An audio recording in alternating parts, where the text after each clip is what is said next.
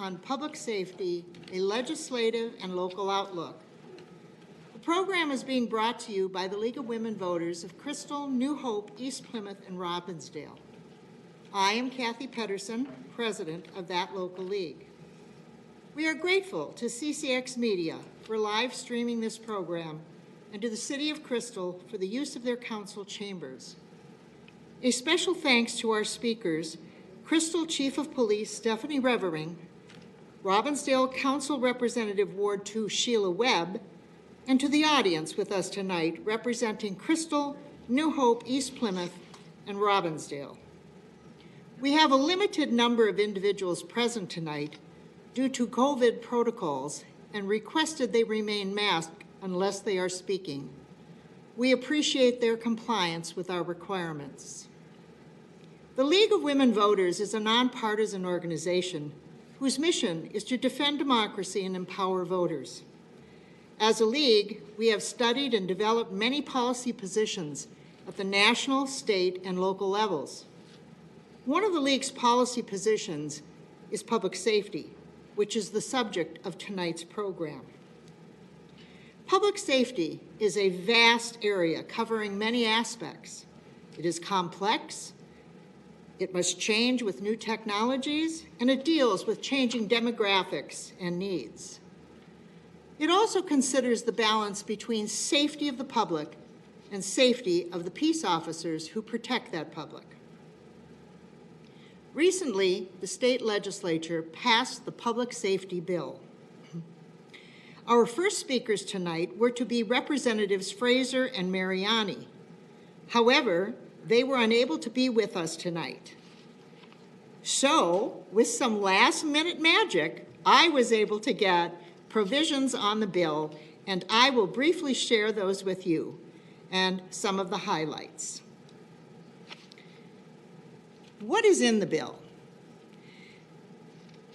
The $2.64 billion in general fund spending would set a budget for the following departments and boards: the Department of Public Safety, the Department of Corrections, Minnesota Courts, Civil Legal Services, Guardian Ad Litem Board, Tax Court, Uniform Laws Commission, Board on Judicial Standards, Board of Public Defense, and Human Rights Department. Included in the bill is a 2.5% raise for judges and court employees and $500,000 for grants to improve courthouse security. Other salary increases and salary supplements specified in the bill include $5 million for the Bureau of Criminal Apprehension employees and $601,000 for Department of Correction employees. Among the policy changes, the bill would include the following, and hopefully we'll be able to put that up on the screen. Computer's locked up, my apologies. Okay, I'm going to try another route here. Okay, well, I will continue, and hopefully we'll have the provisions placed up on the screen. Among the policy changes, the bill would, 1, regulate the use of no-knock warrants, require 911 operators to refer calls to mental health crisis teams in certain situations, to reform civil asset forfeiture laws, to prohibit the use of restraints on children appearing in court, reform jail safety rules, which is the Hardell-Sherrill Act, establish a child torture crime with a maximum penalty of 25 years in prison and a $35,000 fine, change criminal sexual assault statutes to permit prosecution of cases where victims were intoxicated through voluntary consumption, establish new policies addressing the use of confidential informants, Matthews Law, modify rules for participating in the Ignition Interlock program, create a Hometown Heroes Assistance Program for Minnesota firefighters, require the Bureau of Criminal Apprehension to investigate criminal sexual conduct cases in the Minnesota National Guard, require police chiefs to report to the Peace Officers Standards and Training Board all disciplinary actions taken against police officers for the purpose of identifying patterns of behavior suggesting an officer is in crisis or may violate a board mandate model policy. Establish a crime for assaulting a peace officer or other criminal justice partner and inflicting great bodily harm. To establish the Office of Missing and Murdered Indigenous Relatives, and to create a task force to advise the Commissioner of Public Safety and report to the legislature on recommendations to reduce and end violence against African American women and girls in Minnesota. The bill does not have a House provision requiring police to release body camera footage within 48 hours to family members of a person killed by police. However, Governor Walz issued an executive order directing law enforcement agencies to develop policies to release footage to families within 5 days. For more information on this bill, you can find that at the website at the House of Representatives for Minnesota.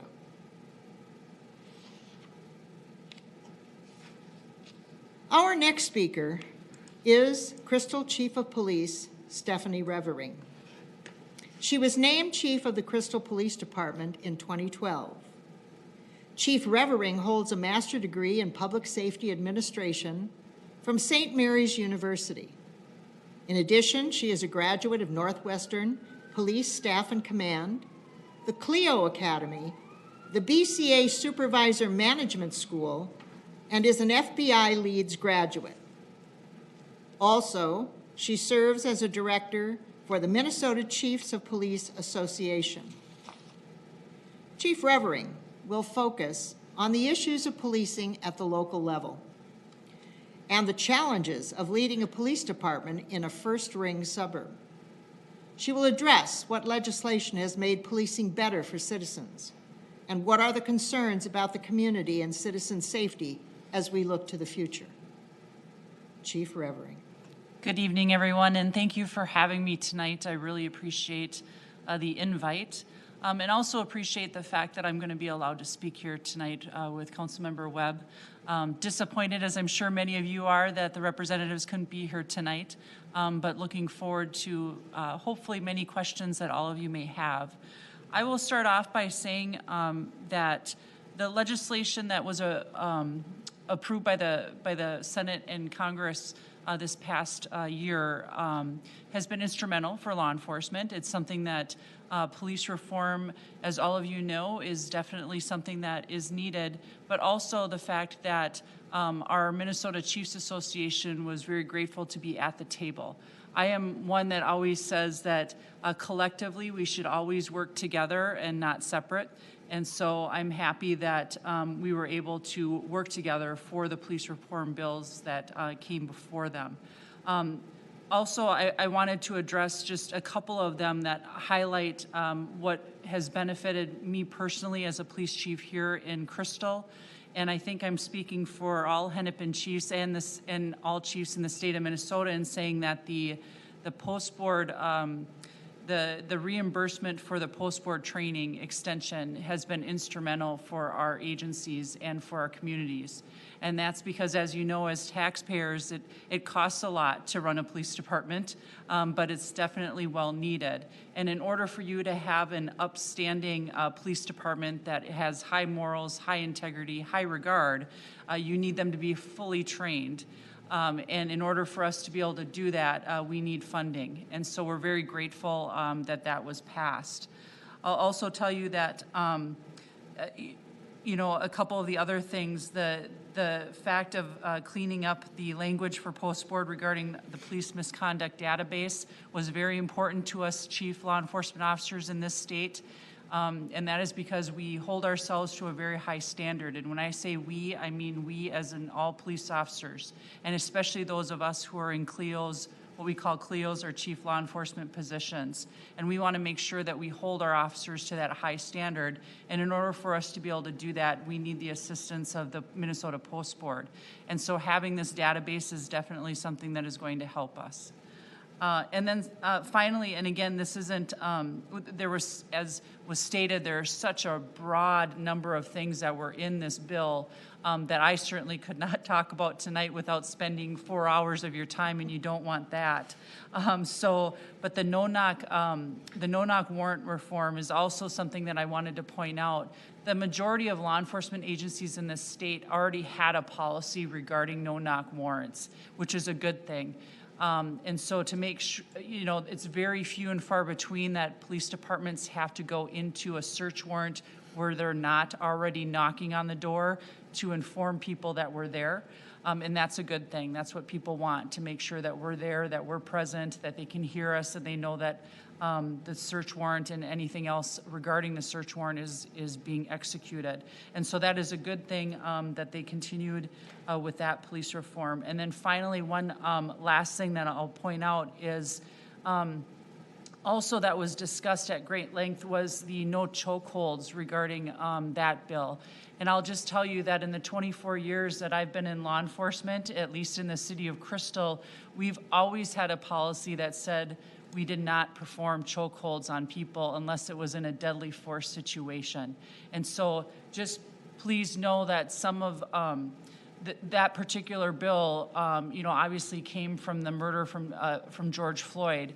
And I want you to know that a lot of police departments already had this policy in place, which is a good thing. And so I'll leave it at that. And then the question of asking what it's like to be a first-ring suburb right now, and the fact that law enforcement and the continued scrutiny that is occurring right now, along with the increase in violent crime that we're seeing in Hennepin County. As some of you know in the room, Crystal sits in between 5 different communities. We border the cities of New Hope, Robbinsdale, Golden Valley, Brooklyn Park, and Brooklyn Center. We're about 22,300 people or so in 5.5 square miles. That is a very, very small area with a lot of people in it. And then we also get, obviously, people coming from various communities traveling through our city to go to other communities. We are a busy department that has approximately 30,000 calls for service a year. And unfortunately, we have seen an increase in our violent crime over the last 18 months, which nobody likes to hear, me included. And with that, we obviously need to combat that violent crime, and we can't do that alone. I always encourage everyone from the public in our community, not just the city of Crystal, but those around us, to make sure that we're working together to figure out what it is that we need to do to combat that violent crime. I will tell you that today we had our monthly Hennepin County Chiefs of Police meeting, and we were fortunate enough to have County Attorney Mike Freeman be at that meeting and share with him our concerns about what is going on with what we call the revolving door of folks who are committing crimes. And it seems like we're continuing to deal with the same people that are committing violent crime or stealing automobiles and then leaving the justice system and not being held accountable. And it was nice to speak to him, to let him hear our concerns, but also the working together piece. I always want to say that continually, and Councilmember Webb had heard me say this at our forum, Tri-City Forum that we had this past Saturday. We need to work together to be able to combat anything in all of our communities, and that just doesn't include violent crime. That includes everything. Accountability with police, disciplining our police when needed, us making sure that we're listening to all of you and your needs, making sure that all of you are hearing us and what it is that we may need from you. It's all collective and encompassing, and it's exciting for me to be here, and I'll pause there because I'm sure that Councilmember Webb would like to talk now. Thank you so much, Chief Revering. Your comments were really informative. Our last speaker is Sheila Webb, Ward 2, Robbinsdale City Council representative and social worker for the Minneapolis Public Schools. To most of us, the acronym DEI is new. but to Councilmember Webb, she has been working for diversity, equity, and inclusion initiatives for many years in her career as a school social worker. Issues of DEI impact our public safety, our family safety, our children's safety daily. It is important to know what a city can do for its citizens to promote safety and well-being. Council Representative Sheila Webb. Thank you, and thank you, Chief. I want to say this. As I'm looking at the provisions, I'm thinking about, this is about repairing and restoring relationships with communities of color. When you think about DEI, which stands for Diversity, Equity, and Inclusion, there are so many disparities across the board. Reform is needed, not just in policing, but every system. Because I believe, and this is my belief, that the premise of racism was built on almost every system that exists in this country. And so when you talk about public safety, you're talking about not only the protection of property and merchandise, but the protection of humanity. And so people of color have a different perspective about what policing looks like in comparison to white communities. And it's going to take a lot of work.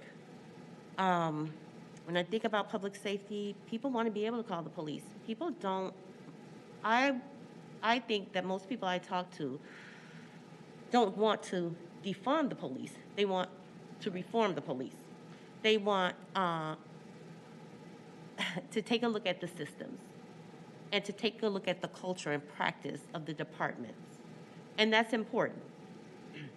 When we talk about, I think at the meeting, there was mention that there was 1%, the 1% of police that are causing the harm. But when you're a person of color, specifically a black person, it might be that 1% that's causing the harm. But we're also thinking about and mindful of it feels like there are people within the department supporting that behavior.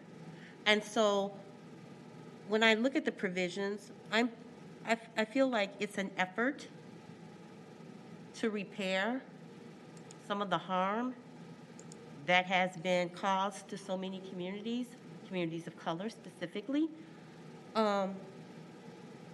There's a public safety announcement, and it is very short and sweet, and it's the person that's narrating that public announcement, his name is Tito Wilson, and he is an advocate, supporter of North Minneapolis. He is also a business owner. And what he said so simply was this: we can have both. We can have public safety and justice. Because what we need is, we need a fair and reasonable administration of the law. People want to be able to call the police when harm is being done to them, but they also don't want the outcome of having blood on their hands from calling the police. So, and when I say that, I'm talking about tragedies that happen. I'm talking about confronting a person about a petty crime and it turning into something fatal. And so these images are not only in the minds of adults, they're in the minds of children. When I work with children every day, they know about George Floyd and what happened. That's a reality. And so I just believe, just like Tito Wilson said, I believe we can have both. But I also believe that there are some things that have to change within the system. Thank you, Sheila. Your perspective from the city standpoint is very enlightening. Now we have heard from our guest speakers. It is time to open the floor for questions from the audience, both in person and from the public who are not with us physically. I will be responsible for reading those questions sent in from the public. I will ask the members of the audience interested in asking a question to stand in a line behind the podium and remember to socially distance. When it is your turn, please approach the podium, say your name and the city you are from. Indicate whether the question is directed at a particular individual or to all the members of the panel. When your question is answered, return to your seat, or get back into line, and the next audience member steps to the microphone to ask their question.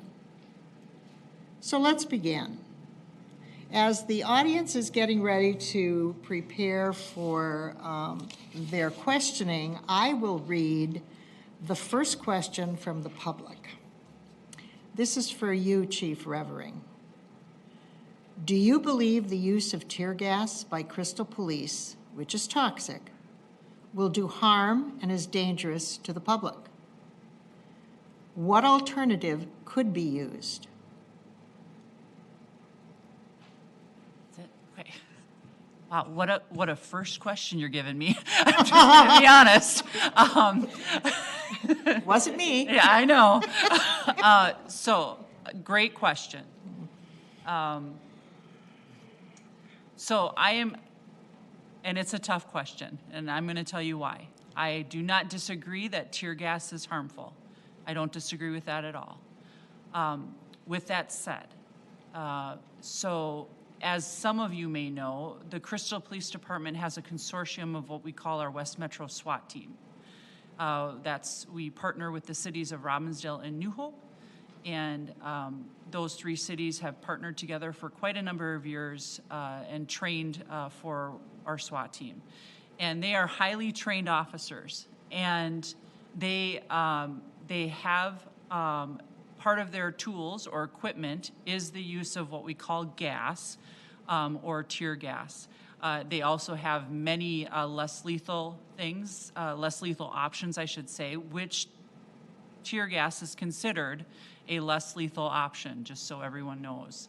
And I think the question is, do I believe that the Crystal Police should use tear gas? The answer is, if it is warranted, yes. But keep this in mind. My officers don't deploy tear gas. We do not carry tear gas in our patrol squads. They don't carry it on their person. Our SWAT team is the only team that would carry tear gas, if that makes sense to everyone. And then we have what's called, in Hennepin County, we have what's called our mobile field force team, which is made up of several individual officers from various communities in Hennepin County that are used for protesting, both protesting that is civil protesting, that is a First Amendment right, but also for protesting that turns into civil unrest. And so on those mobile field force teams, there are folks that is called, and I'm getting into some acronyms here, that's policing, but it's called a CART team. And that CART team are the folks of police officers who actually deploy the gas, okay? So, and believe me when I say this, and I'm sure I know why this question is being asked. When we assisted Brooklyn Center, we meaning the mobile field force team, Crystal is part of mobile field force. I have 3 officers that are on that team. That the mobile field force team and their CART team did deploy gas on the Sunday night, which was one night, even though we were there for about 5 days or so. And it was the first night that we used the gas, and that was prior to the fencing that went up around the police department in Brooklyn Center. Once that fencing went up, it was 2 layers of fence that assisted officers and the community members for us not having to utilize gas any longer, which was a good thing. We learned a lot from that incident, I'll tell you that, and I'm currently discussing what it is that we need to do logistically, God forbid, if we have to have fencing that goes up around other police departments. So hopefully that made sense. It was a very long-winded answer to the question. It's okay, and thank you very much. Okay, does anyone from the audience have a question?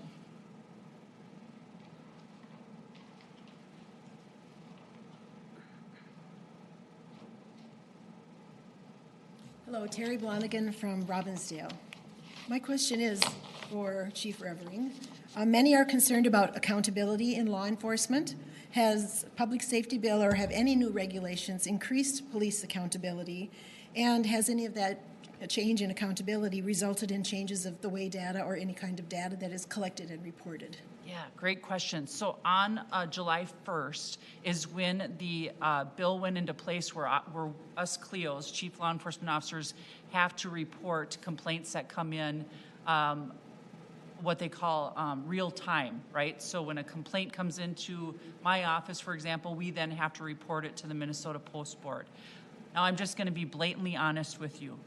For me, that didn't change a thing. For me personally and my organization. And the reason it didn't change a thing is because I hold my officers to a very high standard. My officers know that. We have staff here that have been disciplined, that have been terminated, that have been held to that high regard and will continue while I'm police chief. So for me, it didn't change only for the simple fact that I've already been doing that. I would argue that many police chiefs around here in this metro area of Crystal do the same thing, but I do think it's a good thing that this measure went into place. Thank you. Okay. I'm Kathy Hemken from New Hope. Chief, this is about the post board. Can you tell me about the body cameras, and is that data being shared with the public?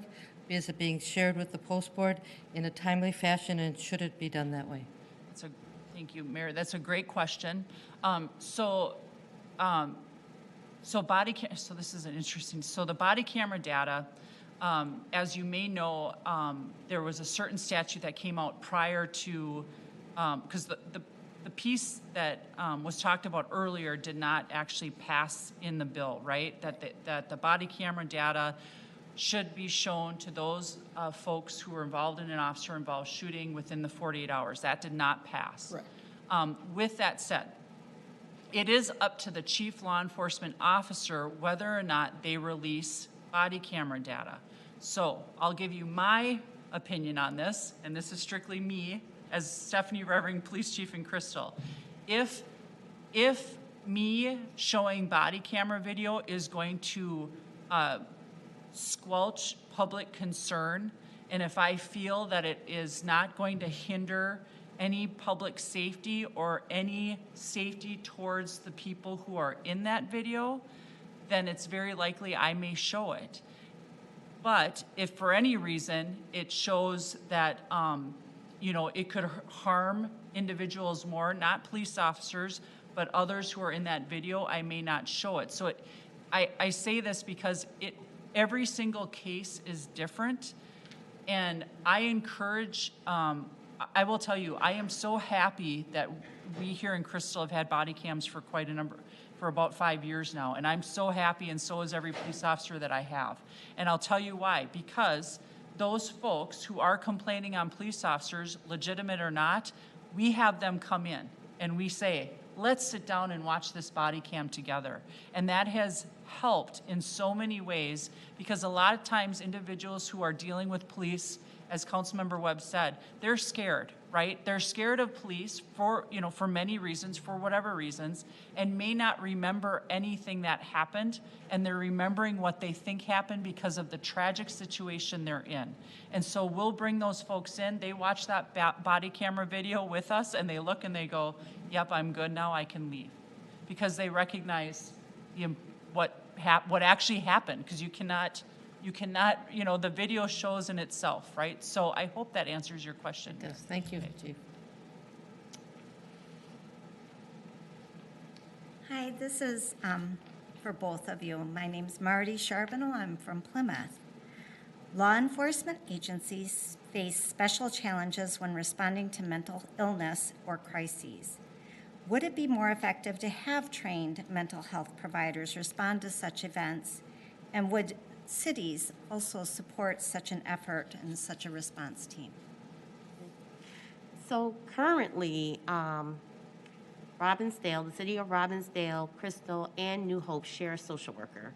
And that social worker is basically responsible for attending to some mental health issues, and also following up with resources for people. So I think it's very important. I think that's that piece where, we know when people are intoxicated, under the influence, experiencing mental health breakdown, they are not in a regulated state.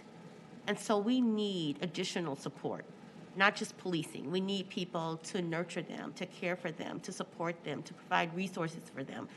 And so I think in that manner, the 3 cities have collaborated to hire this one social worker to do that work. And I think that contract went into place in this year, and I think it's a 2 to 3 year contract.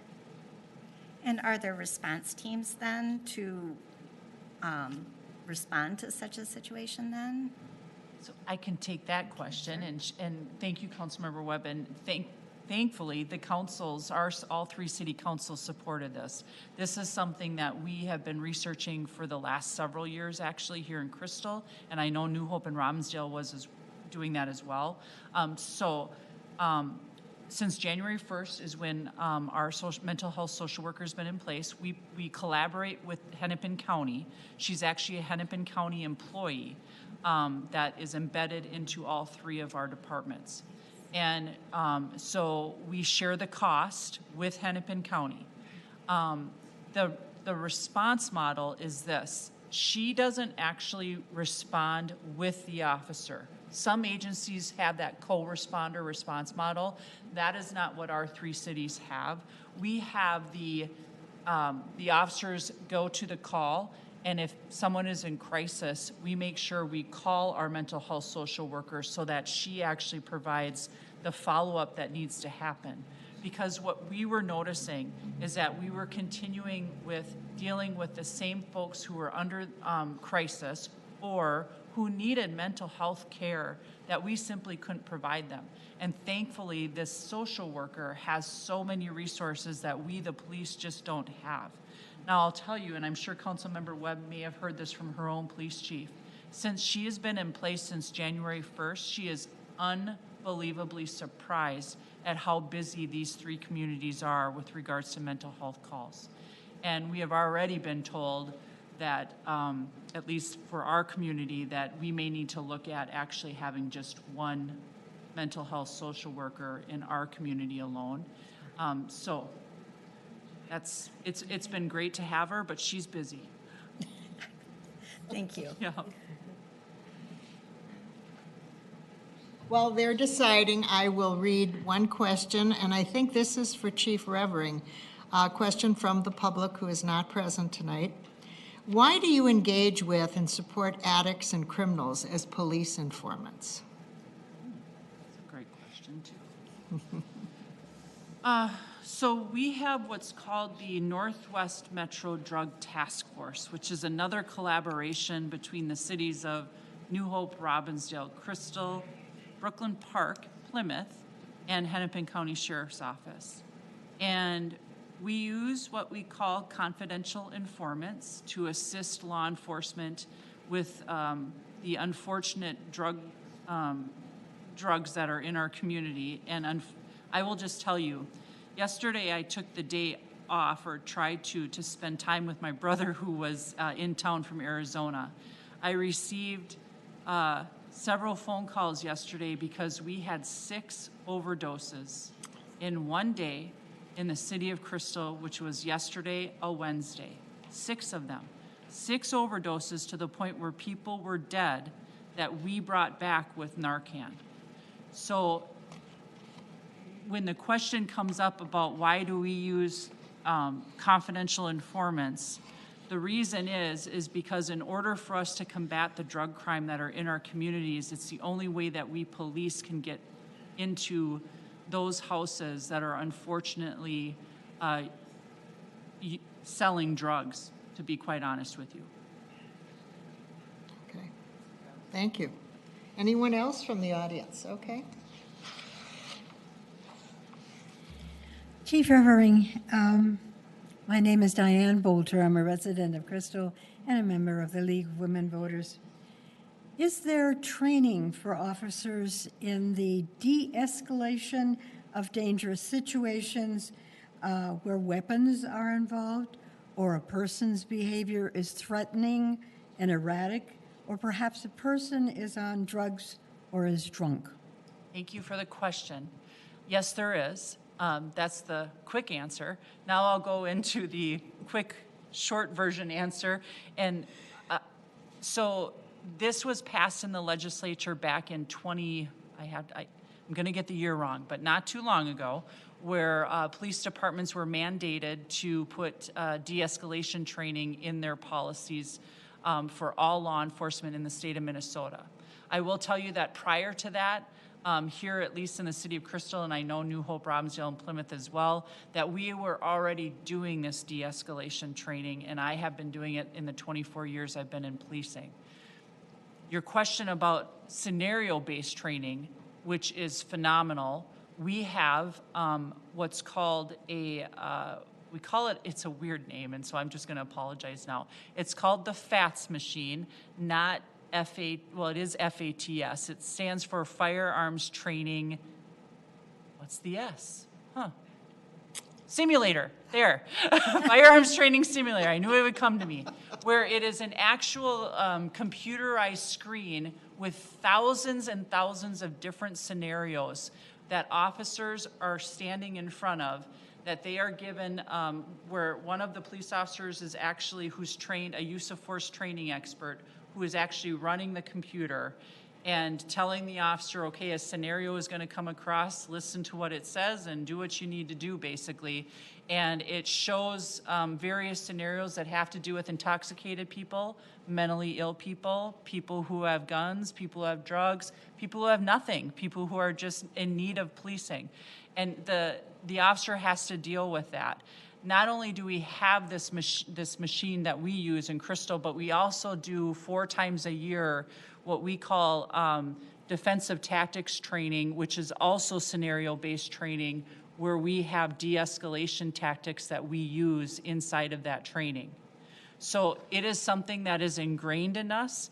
It's something that we train on every single year, multiple times a year. Thank you very much. Very welcome.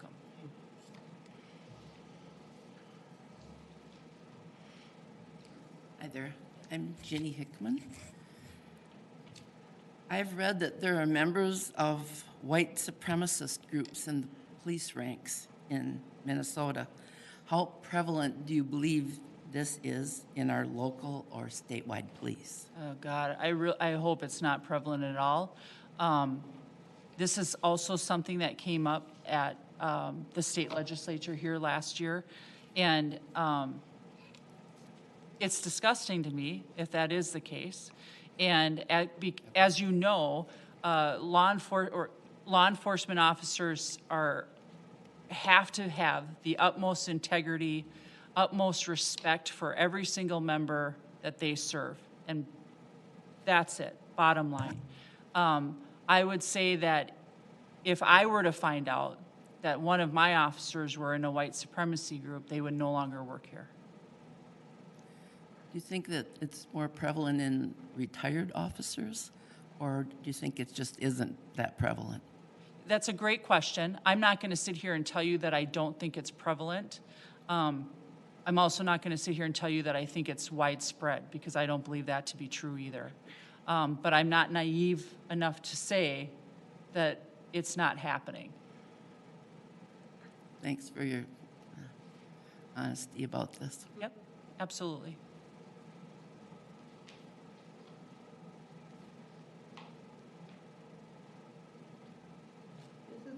This question is for both of you. My name is Sarah Utt, and I live in New Hope. Sarah, can you remove your mask? What are the new innovations? Sarah, we can't hear you. Move your mask down. Oh, can you hear me now? Yeah. Okay. I'm Sarah Utt from New Hope. And this question is for both of you. What are the new innovation grants? Has our area of smaller cities applied for or gotten any of the new innovation grants? And if so, how are they being used? Did you hear that? I did hear it. Okay. And I am unable to answer that about the innovation grant. Okay. Yeah. Are you familiar? I am, yeah, so I will tell you that, so I'm not quite sure about the innovation grants, but I'll tell you about what's called the COPS program, which is the Community-Oriented Policing Program. That's a federal grant. And the city of Crystal has been fortunate enough to apply for that grant back in 2018, maybe. My years go by really fast. It might have been, I think it was 18. And we applied for 2 additional police officers, and we're fortunate enough to receive about $275,000 over a 3-year period of time for those officers. And I know that the cities of New Hope and Robbinsdale also apply for grants on a regular basis because we have to.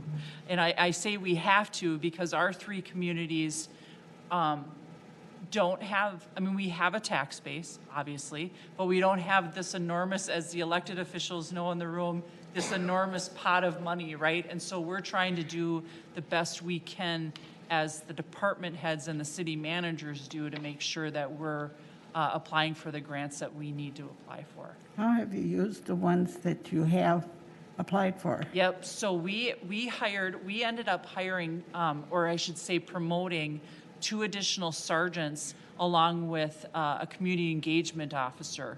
And we did the 2 additional sergeants because I wanted to get as close to 24/7 supervision possible for our officers. And then for the last several years, we've had the community engagement position, but we enhanced it more than it has been in the last several years. And so that's what we utilize the money for. Okay, thank you. Mm-hmm.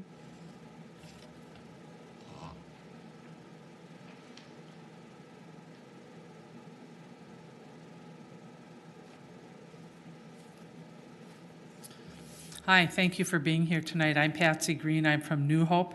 And my question has to do with people with low incomes that can't often deal with the fees or the fines for traffic or other nonviolent violations.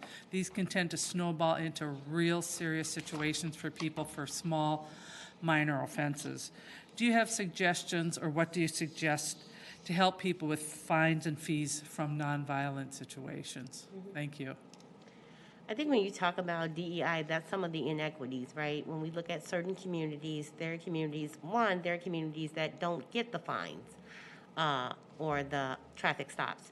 And then there are communities that get the fines that they're unable to pay them. And so I think some type of program to support people around public safety, education, or maybe civic engagement, where it's not just pay or consequence or reprimand. Maybe there's some education that could be embedded in a person that can't actually pay a fine. Because we know if you can't pay a fine, it's just going to increase.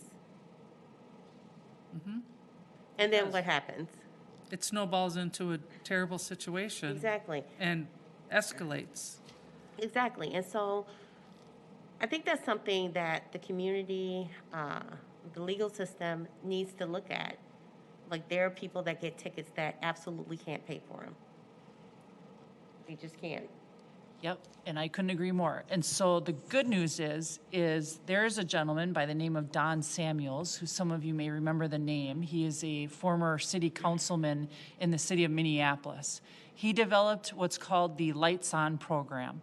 And the city of Crystal, along with several other cities, including Robbinsdale, New Hope, and Plymouth, have signed on to this program. And we were actually the good fortune. I had a relationship with Don, and so he called me when he first started the program and said, would you actually come aboard here and help out with this? And what it is they're coupons that we hand out to anyone that we pull over for having a tail light out or a headlight out or a light out on their license plate or loud muffler or whatever.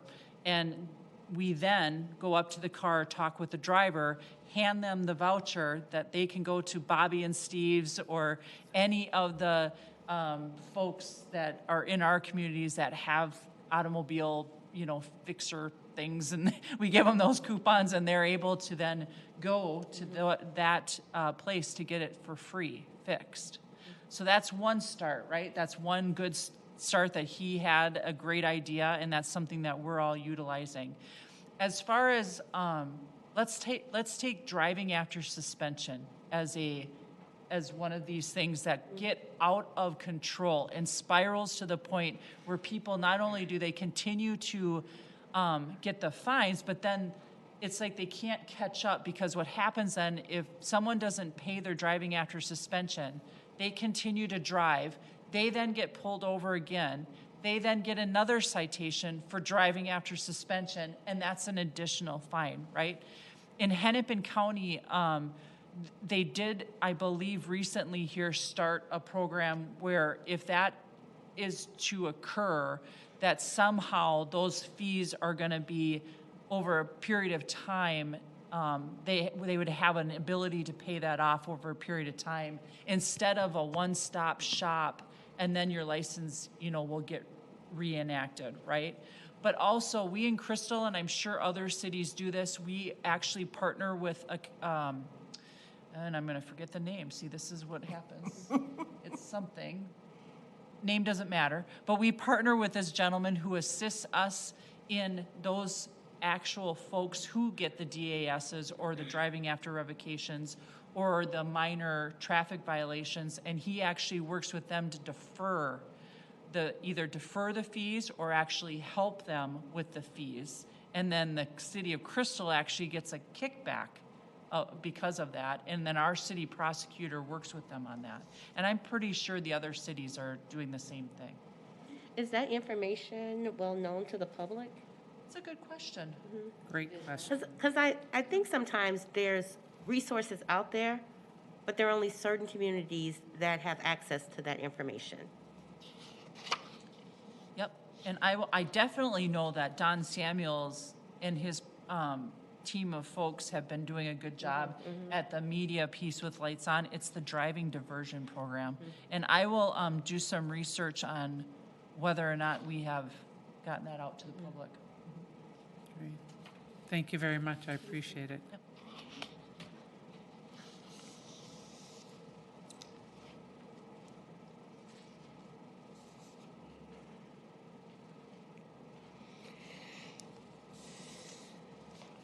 Hi, my name is Joanne Brown from New Hope. This question is both for Ms. Webb and Chief Revering. I was talking to someone today who's been involved with a study on gun violence, which is a horrible thing that we're all very concerned about. And she informed me that, and you probably know this better than I do, but I learned it today, that most gun violence is not really from guns that have been purchased and licensed and properly taken care of. They're from the ones which are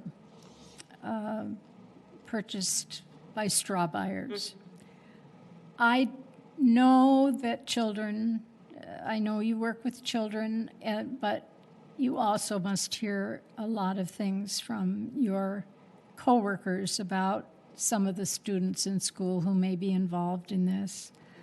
I'm sure you're involved in trying to track these down and get them off the streets. So I'd just like to hear both of you talk a little bit about what your experiences have been with this problem. Yeah, this is heartbreaking what's going on right now in communities. People settle in communities that they have chosen because they feel comfortable there. Their kids go to school there. They grew up there. They wanted their kids to attend the same schools that they attended. And I don't hear it third party. I hear it firsthand from kids about the guns, the shootings at night, hitting the floor, not being able to go outside, not being able to ride their bike. It's devastating because what we know is that there are people walking around with guns that they self-manufacture. There are people that are walking around with guns, exactly what you said. They're not licensed to carry guns. They're not licensed to purchase. They don't have a permit to purchase a gun. And it's like in certain communities, it's like the Wild Wild West. Kids are scared. I have a student that has come in my office, well, not almost every day this week, talking about how scared he is. And so, when you think about the impact of crime, the impact of gun violence, we don't really have to think about it. We see it. It's happening all the time, all around us. I think I was just telling someone almost every night, because I live a block away from the Parkway, I hear the police almost every night between 1 and 4 a.m. And it always does something to your insides, because you wonder what happened, and you have to wait until morning to find out, if you find out. But kids are severely traumatized by the violence, by the killings in their communities. They have classmates that have been killed, family members. And so this is, it is really, it's tragic, to say the least. It's tragic. So at our community engagement forum that our 3 cities had this past Saturday, this is something that came up, and the, as Councilmember Webb said, it is a complete tragedy. And unfortunately, when we talk about gun violence and the violent crime rising in our communities, we have to sit back and say to ourselves, how can we curb this? How can we stop it? I will tell you that in the city of Crystal, the gun violence that we have seen has not been, thankfully, random gun violence. And when I say that, I mean it has been gang violence, it has been drug violence. But at 3 p.m. here at 42nd and Brunswick, when we have 15 shots that are fired at one another, that is unacceptable behavior to anyone. Doesn't matter who you are. And when we're seeing folks who don't live in our communities that are coming into our communities that are creating this havoc and creating this crime, that's not okay either. And so you are correct in saying that the majority of the guns that are being used are not registered guns. They are stolen guns, straw buyer guns, and it's something that we need to figure out as a community and as a police department how to curb what is going on. Now, if our other speakers had been able to be here tonight, I would have asked them, was there anything in the public safety bill that had to do with this issue? Yes, there was. There was? There was. It did not get passed, from my understanding. Oh, it did not get From passed. my understanding, it did not. Okay, I could be wrong, but we should probably look into that. okay. But I don't think it got passed. Thank you. Thank you very much. Kathy? Just one last question for you, Steph. Are you having trouble recruiting new officers? Yeah. And what are some of the standards that they need to have to? And then I have one more question for Sheila when you're done. Sheila, can you just talk a little bit about what the effect of all this has on the kids that you see on a regular basis? And is there anything we can do to help those kids? So thank you, Mayor, for the question. So recruitment and retention of officers, recruitment, retention, hiring, right, for police officers right now, that is all that not all, but that is what I've been hearing about a lot lately from many police chiefs. I am fortunate right now in the city of Crystal that we are not hiring any police officers because we are technically, I'm going to say this out loud, which I never should do, but we're technically fully staffed, even though we're short on the road due to some stuff that's happening just with injuries and other things. We're technically fully staffed. With that said, I have spoken to many police chiefs around us that, I'll give you an example. A city next to us who normally has anywhere from 100 to 200 applicants for one police officer position only had 14 applicants. 14. And they need to hire 2 cops. And I'll tell you from someone who's been hiring police officers for the last 9 years, it's an incredibly the hiring of a cop is really difficult because obviously, as you know, we want to make sure that the police officers we're hiring are going to not only fit into our community, fit into our police department as our culture, but making sure they have the highest integrity, compassion, professionalism for all of you. And unfortunately, there's a lot of folks out there who go to school to become police officers that never become police officers because they shouldn't be cops. And us chiefs know that, we recognize that. But now, when you get only 14 applicants for 2 positions, what kind of applicants are we getting? Which makes us all nervous, right? And so that is concerning. And not only what type of applicants are you getting because of what's happening in law enforcement right now and the pressure and scrutiny that's going on in law enforcement.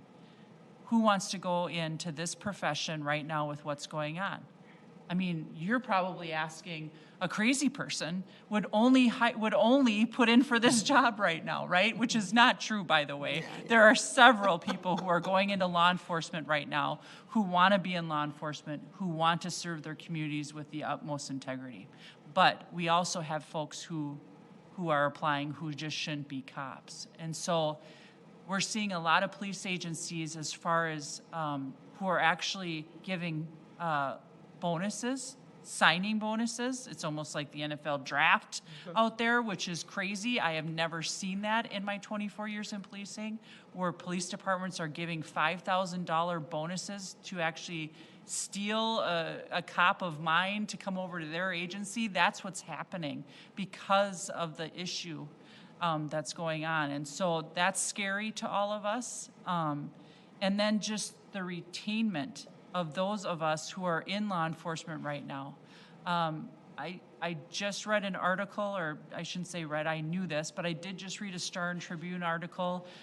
Just alone, 30% of police chiefs in the state of Minnesota have retired in the last 12 months. That's crazy. That's just unheard of, right? And so we have to take a look at that and figure out what it is that we can do to make sure that we're getting the right people to do this job and to hang on to them. So, Mayor, the question about how are children impacted, we don't have enough resources to support children right now. The escalation of mental health is a crisis for our young people. Their increased anxiety, increased depression. I've never seen kids so sad, so worried, so concerned. When you think about what's happening out in communities, those tragedies are connected to some of those children. When people are killed, that's someone's father, mother, aunt, niece, cousin. And so these kids aren't far removed from what's going on. They're directly impacted. And it's killing their poor little souls. So when you ask me how it's affecting them, it's a major crisis. And like I stated, there's just not enough mental health resources to take care of our children.